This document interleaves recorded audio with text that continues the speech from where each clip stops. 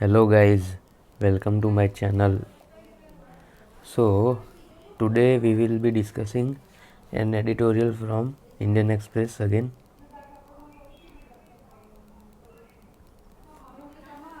Okay, so let's start an editorial. So, raising the bar, SCO G20 presidencies offer Delhi opportunity to demonstrate its stature.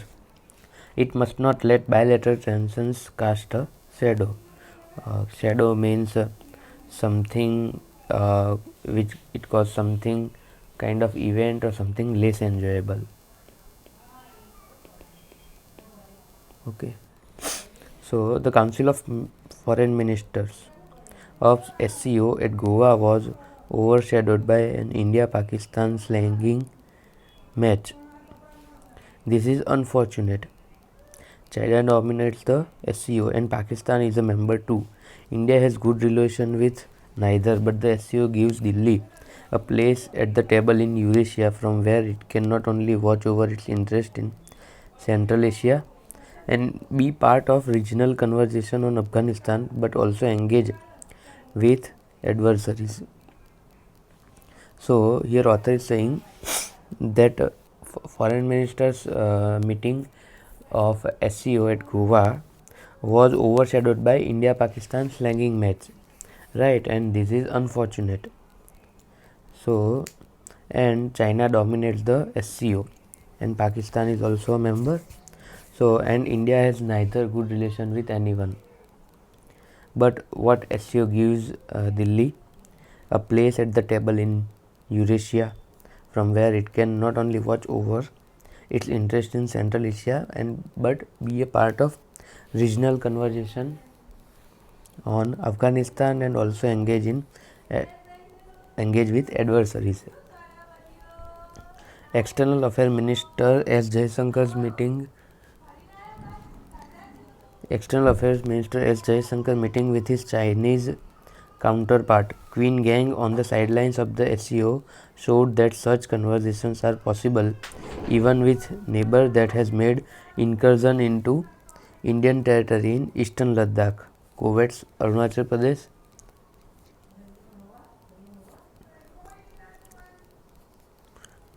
And by Delhi's own reckoning has destabilized the line of actual control to the point where the relationship is now fragile. So, SCO S. Jaisankar meeting with Queen Gang of Chinese counterpart showed what? That such conversations are possible even with a neighbor that has made incursion into Indian territory in eastern Ladakh,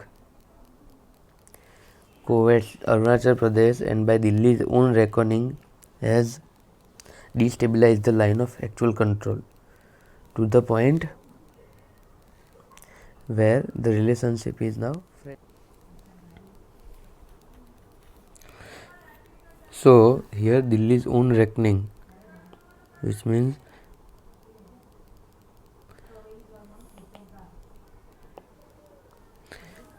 expectation or calculating, has destabilized the line of actual control to the point where the relationship is now fragile. If Delhi can engage such an adversary with civility, okay, it should be able to do so with Pakistan as well. Of course, it did not help that Pakistan's foreign minister's Bilawal Bhutto Zardari treated his first visit to India for grandstanding on Kashmir. He made it plain before arrival that he was going to Goa to keep Pakistan stressed with the Shanghai spirit and not to seek reconciliation with India.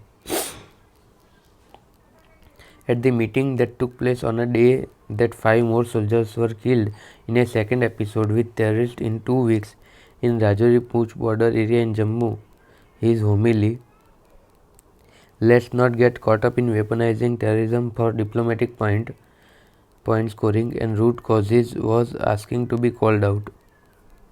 Jaisankar's response reiterated the political message that Delhi has nothing to talk to Pakistan on Kashmir except the return of parts of the erstwhile state that are under Pakistani occupation.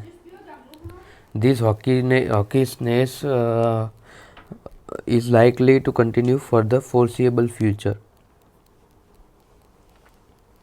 And India-Pakistan ties are hosted to domestic politics more than ever before, which is why a back channel springs up every now and then. Realization is dawning on Pakistan that eating grass is overstated.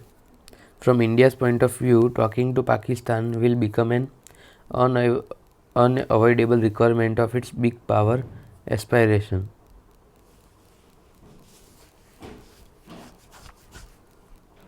Moreover, Delhi can Pakistan prove its international diplomacy only up to the point where it cannot stop engaging with China,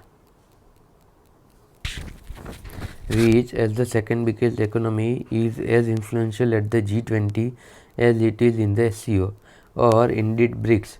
India, in the chair of rotating presidency of the 8-member group, is to host the SCO summit in July. Hopefully, the spurt will not impact the attendance at the meeting or take the sign of the G20 summit 2 months later. The coincidence of the double presidency of an expanding regional group and international prestige club with some overlapping membership but different power centers is opportunity for Delhi to demonstrate it has the goodwill and cloud cutting across geopolitical fault lines to convene high profile international gatherings at a time of global turbulence. It is in India's interest to not let its conflict with Pakistan become a centerpiece of this event. Okay. So here the author is saying that this kind of bilateral sledging with Pakistan and with China should not be the central theme of this meeting, because having or hosting presidency gives you a huge opportunity, that is to Delhi, to demonstrate its stature, okay, in this global tension. So it should not be like this India-Pakistan relation should dominate the bilateral tension, should dominate the SCO, and it affect and its relation with China that is now fragile. Also should not affect the G20 presidencies or the G20 meeting, which is going to be hosted by India after 2 months. Okay. So that's why the author is saying that we should not let bilateral tensions cast a shadow. Okay.